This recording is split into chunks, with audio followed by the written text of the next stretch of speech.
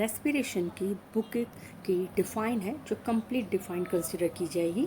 The process of respiration involve, process of respiration में क्या क्या इन्वॉल्व होता है?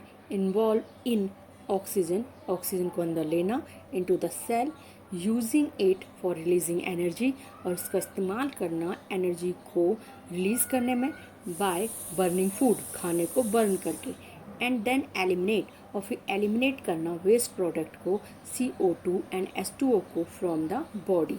तो ये है, तो इसकी इक्वेशन ऑफ रेस्पिरेशन अच्छे से समझ में आया। पहले रेस्पिरेशन का डिफाइन, तो respiration involve taking in oxygen, तो उसमें इन्वॉल्व होते हैं दो प्रोसेस। पहले तो टेकिंग इन ऑक्सीजन, अंदर लो ऑक्सीजन को into the cell, using it for releasing energy, फिर इसका इस्तेमाल करो एनर्जी पाने के लिए। कैसे? बाय बर्निंग फूड, फूड को बर्न करके, and then eliminate the waste product, और जो वेस्ट प्रोडक्ट बना उसको, हर चीज़ को बर्न करने से कुछ ना कुछ वेस्ट प्रोडक्ट तो बनता ही है। अगर एक कागज़ भी जलाओगे तो वेस्ट प्रोडक्ट तो बनेगा ही।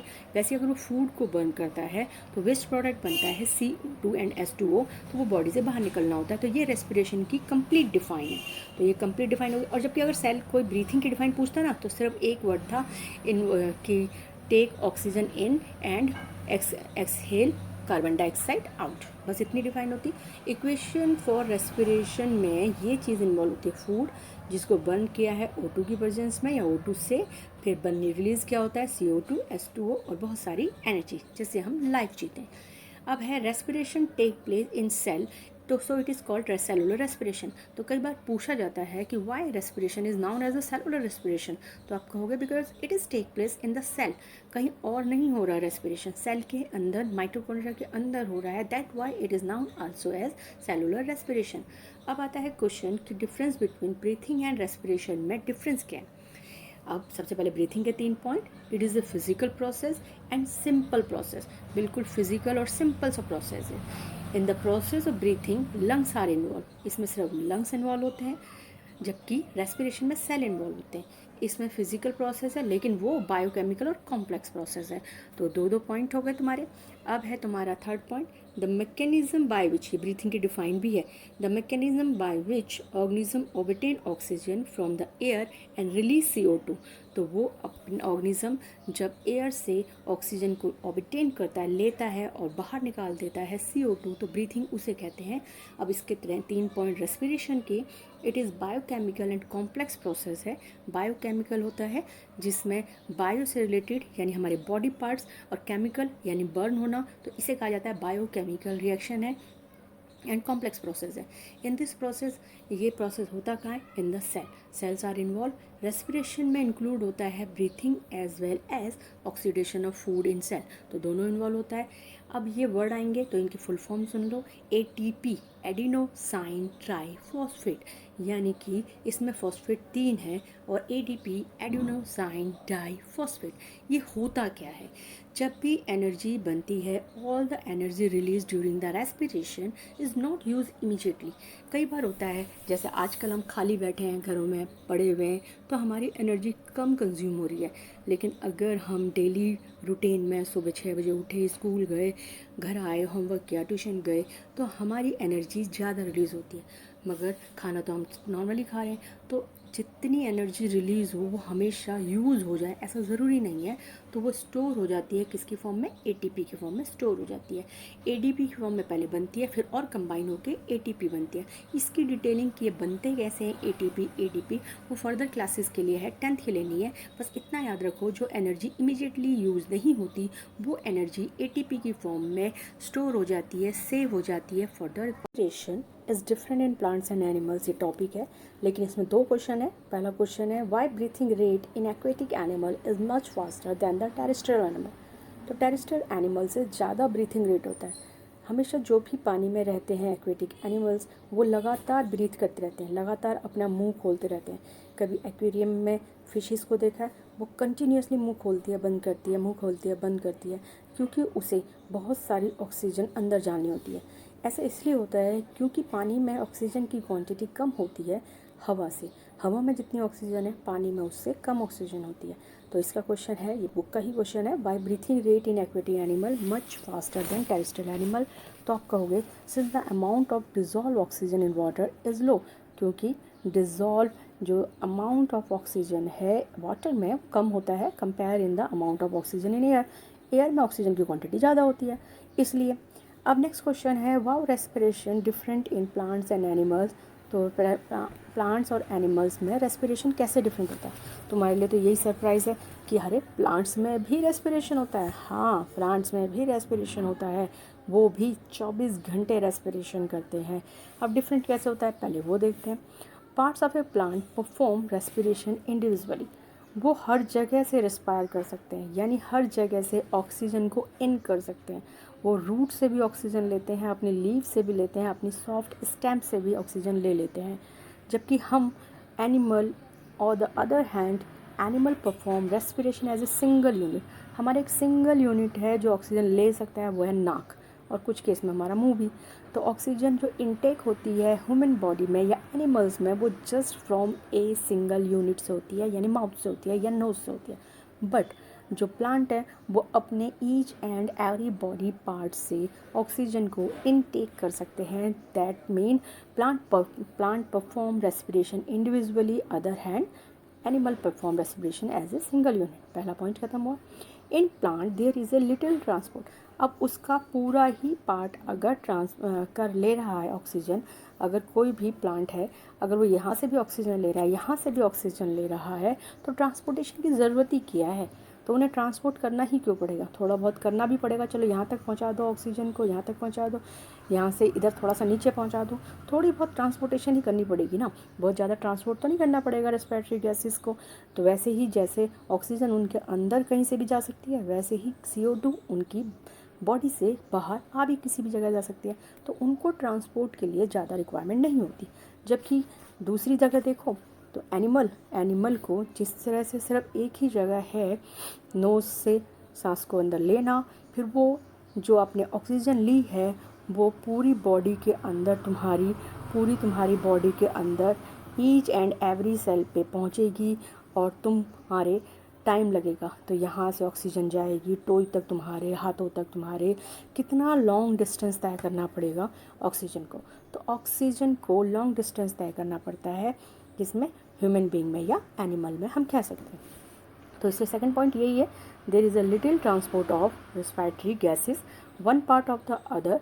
इन एनिमल में respiratory gases are usually transported over long distance inside an animal, और इनसाइड अंदर एनिमल के अंदर उन्हें लॉन्ग डिस्टेंस कवर करना पड़ता है। तो ये 2 पॉइंट इसके डिफरेंस के लिए अभी इन्फॉर्म किया था कि रेस्पिरेशन प्लांट्स में होता है। अब देखते हैं क्या टाइमिंग्स होती हैं। तो सबसे पहला पॉइंट कि respiration in plant take place during day time as well as night. Respiration हमेशा होता है, सुबह से शाम तक, रात तक, 24 घंटे रेस्पिरेशन होता रहता है। लेकिन photosynthesis is take place in plant during day time only. लेकिन फोटोसिंथेसिस सिर्फ दिन में ही होता है, जब धूप आती है, जब स्टोमेटा खुलते हैं, तभी सिर्फ फोटोसिंथेसिस हो पाता है। The net exchange of gases in leaves, अगर दोनों जैसे दिन में मैंने कहा 24 घंटे रेस्पिरेशन होता है, तो डे टाइम पे जब फोटोसिंथेसिस हो रहा हो तब रेस्पिरेशन नहीं होगा, ऐसा किसने कहा? तो जब फोटोसिंथेसिस होता है तब भी रेस्पिरेशन हो रहा होता है। तो उस समय नेट एक्सचेंज मतलब रेस्पिरेशन प्रोसेस भी हो रहा है, तो उसे ऑक्सीजन चाहिए और CO2 एक्सहेल कर रहा होगा, बाहर निकाल रहा होगा प्लांट। लेकिन फोटोसिंथेसिस भी हो रहा है तो उसे वो CO2 भी चाहिए, थोड़ी कम पड़ेगी खाना बनाने के लिए, तो उसे बाहर से भी चाहिए। तो दिन के टाइम पे वो रेस्पिरेशन होने के बावजूद भी CO2 की जो शॉर्टेज है उसकी वजह से CO2 वो बाहर से इनहेल करेगा।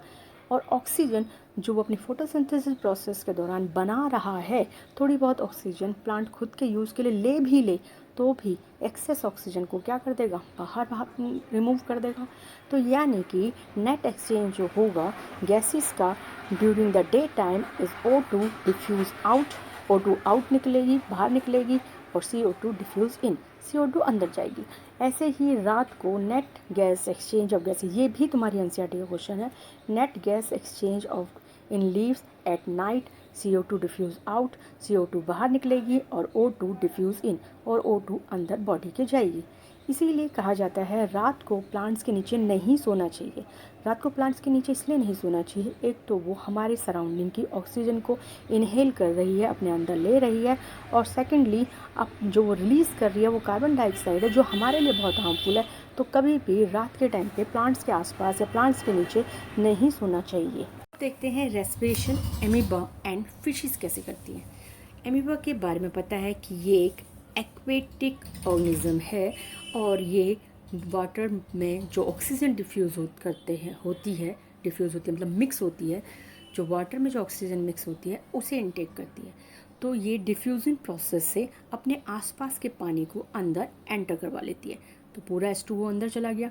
H2O जब अंदर चला जाता है तो उसमें से अपनी काम की चीज़ O2 को अपनी बॉडी को एनर्जी गेन करने के लिए, काम वही है, इसकी बॉडी में भी रेस्पिरेशन हो रहा है, ये भी O2 से अपने फूड को बर्न ही कर रहा है और ताकि इसको एनर्जी मिल जाए। प्रोसेस सेम है जो ह्यूमन बीइंग में है कि ऑक्सीजन बर्न करता है फूड को, तो ये भी ऑक्सीजन जो अपना इनटेक कर रहा है उससे अपने फूड को बर्न करता है और अपने लिए एनर्जी रिसीव करता है। जब एनर्जी मिलती है तो उसकी बॉडी एक्टिव हो जाती है। जब भी बर्निंग होगी तो कुछ ना कुछ वेस्ट प्रोडक्ट निकलेगा और वो वेस्ट प्रोडक्ट ये डिफ्यूज़न के थ्रू पानी में ही दोबारा डाल देता है।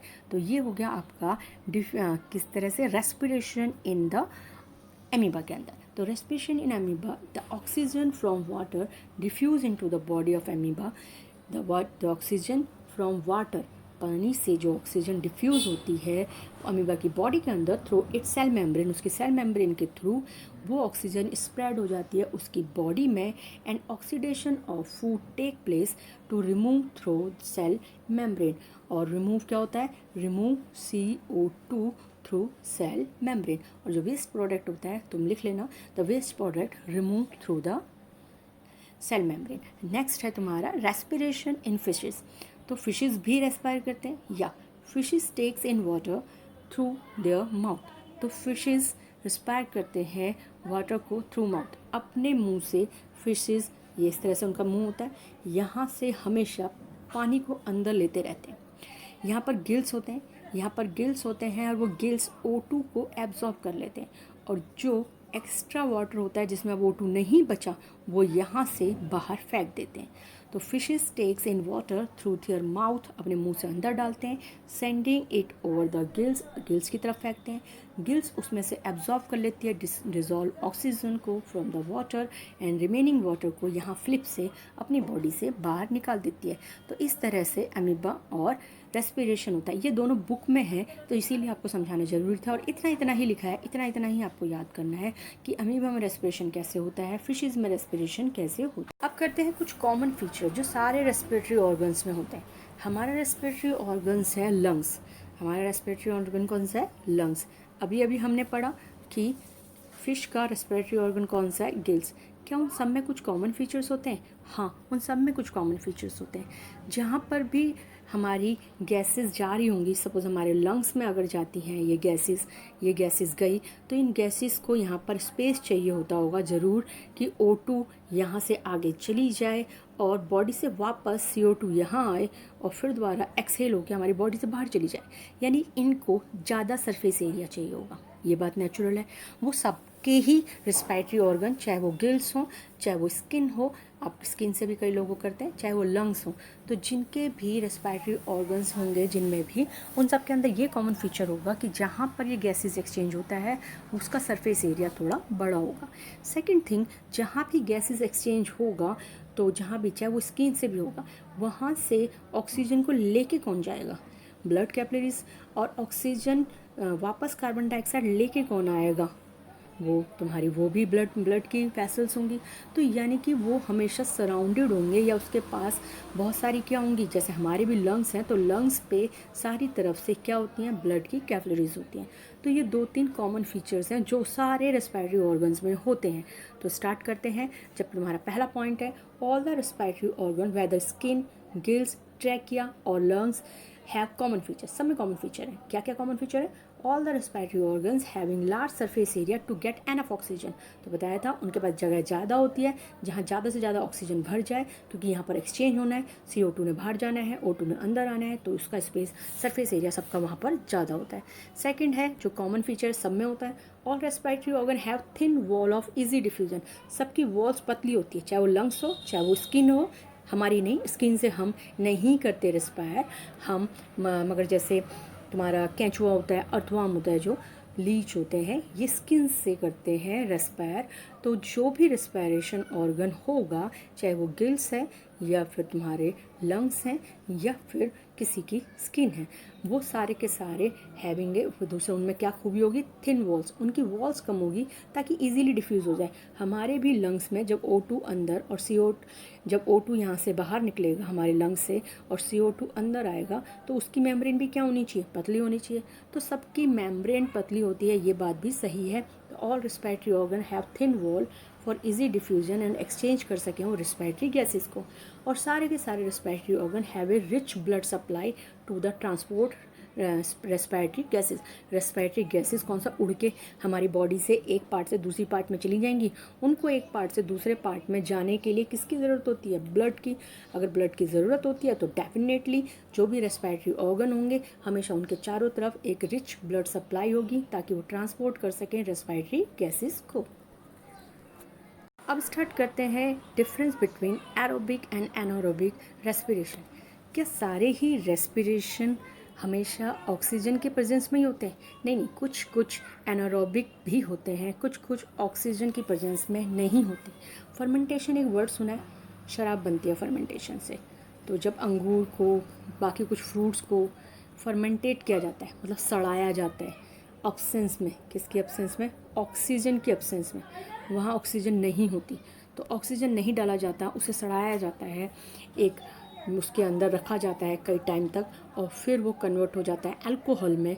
तो ये फर्मेंटेशन प्रोसेस है। यहाँ पर जो कर रहे हैं फर्मेंटेशन वो बैक्टीरिया हैं, तो उन बैक्टीरिया के लिए तो जहर है ऑक्सीजन, ऑक्सीजन की प्रेजेंस में तो वो मर जाएंगे। तो कुछ कुछ है जैसे ईस्ट है और कुछ पर्टिकुलर बैक्टीरियाज हैं, वो ऑक्सीजन के थ्रू रिस्पायर नहीं करते। तो ऑक्सीजन के थ्रू रिस्पायर नहीं करते यानी वो एनारोबिक रेस्पिरेशन करते हैं। जो ऑक्सीजन के साथ रेस्पायर करते हैं वो एरोबिक करते हैं। तो ये करते हैं। डिफरेंस अब जानने की कोशिश की, डिफरेंस कि एरोबिक और एनारोबिक क्या डिफरेंस होता है। चलिए, सबसे पहले जो भी होता है वो प्रेजेंस होती है उस समय, किसकी प्रेजेंस होती है उस समय, ऑक्सीजन की। In the presence of O2 take place. तो रेस्पिरेशन टेक प्लेस होता है किसकी प्रेजेंस में, O2 की प्रेजेंस में। एंड प्रोडक्ट होते हैं इसके, CO2 निकलता है और वाटर निकलता है और बहुत ज़्यादा considerable amount of energy release होती है, मतलब ज़्यादा 38 ATP एनर्जी रिलीज़ होती है। तो 38 ATP रिलीज बहुत ज़्यादा होती है, तो इतनी सारी एनर्जी रिलीज़ होती है। अब एरोबिक रेस्पिरेशन में देखते हैं उसमें क्या खास है। पहली बात तो ये होता ही अब्सेंस ऑफ O2 में, यहाँ पर O2 नहीं होती, उनमें ये करता है पर्टिकुलर कुछ बैक्टीरिया, ईस्ट ही और हमारी बॉडी के कुछ मसल्स कभी कभी क्या करते हैं, एनारोबिक रेस्पिरेशन करते हैं। ईस्ट बैक्टीरिया हमेशा हमारी बॉडी के मसल कभी कभी। तो एंड प्रोडक्ट इसका क्या होता है, एथेनॉल। तो ये क्या रिलीज़ करते हैं, अब ये ईस्ट की बात हो रही थी तो ये एथेनॉल। तो जब बैक्टीरिया और ईस्ट एनारोबिक रेस्पिरेशन करते हैं तो उनका जो वेस्ट प्रोडक्ट होता है वो एथेनॉल होता है, प्लस में CO2 होती है और सिर्फ 2 ATP एनर्जी होती है। सिर्फ क्या होती है, 2 ATP एनर्जी होती है। और अगर यही मसल्स में होता है, अगर यही एनारोबिक रेस्पिरेशन मसल्स में होता है, मसल्स में क्यों होता है, कभी कभी हम बहुत ज़्यादा एक्सरसाइज कर लेते हैं या भाग रहे होते हैं या बहुत ज़्यादा वॉक कर लेते हैं, तो जितनी भी मसल्स में ऑक्सीजन होती है वो यूज्ड हो जाती है। अब मसल्स के पास ऑक्सीजन इतनी स्पीड में पहुंच नहीं पाती जितनी स्पीड में पहुंचनी चाहिए। अगर वहाँ मसल्स के उस समय ऑक्सीजन नहीं पहुंच पाई, लेकिन रिस्पायर तो उसने करना ही है, तो अगर वो उस समय रेस्पिरेशन करता है तो तब उस समय बनता है लैक्टिक एसिड इन मसल्स। तो क्या बनता है उस समय, लैक्टिक एसिड इन मसल्स। अब ये रेस्पिरेशन तो कर रहा है तो एनर्जी तो उस समय भी रिलीज़ होती है, लेकिन सिर्फ थोड़ी सी होती है, जैसे कहते हैं 2 ATP एनर्जी। तो डिफरेंस के तौर पे आया आपके लिए ये दूसरा पॉइंट कि इसके एंड प्रोडक्ट होते हैं CO2, वाटर एंड एनर्जी वो भी 38 AP की। और इसमें होता है कि अब्सेंस ऑफ O2 में होता है, और इसके वेस्ट प्रोडक्ट होते हैं या एंड प्रोडक्ट होते हैं एथेनॉल CO2 ईस्ट के अंदर, और मसल में होते हैं तो लैक्टिक एसिड। और एनर्जी इसमें बहुत कम रिलीज होती है, बहुत much less energy is produce, और यहाँ कंसिडरेबल अमाउंट ऑफ एनर्जी यानी बहुत सारी एनर्जी प्रोड्यूस होती है।